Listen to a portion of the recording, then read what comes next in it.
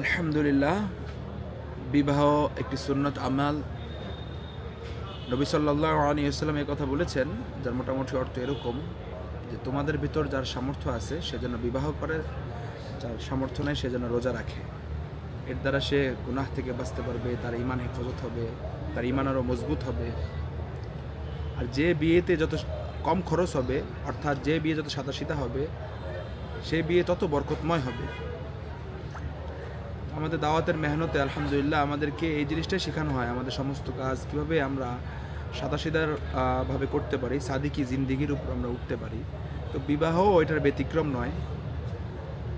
তো এবার ৫৮তম টঙ্গী বিশ্ব ইজতেমায় আমাদের দ্বিতীয় ধাপে, অর্থাৎ শুরায়ে নিজামের অধীনে আমাদের ২ ধাপের ইজতেমা হচ্ছে। দ্বিতীয় ধাপে আমাদের ২৩টি বিবাহ সম্পূর্ণ হয়েছে, অর্থাৎ আমাদের প্রথম ধাপ এবং দ্বিতীয় ধাপ মিলিয়ে মোট ৮৬টি বিবাহ সম্পূর্ণ হলো। তো এখানে আমাদের মেয়ের পক্ষ থেকে মেয়ের অভিভাবক মেয়ের সম্মতি বা এজেন্ডা নিয়ে আসেন, এবং ছেলের পক্ষ থেকে ছেলে এবং ছেলের একজন অভিভাবক থাকেন।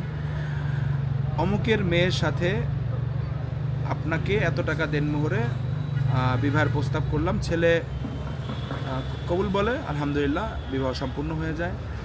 এরপরে যিনি বিয়ে পড়ান উনি খুতবা পড়েন, ওনাদের জন্য দোয়া করেন এবং সুন্নত হিসেবে খেজুর ছিটানো হয়।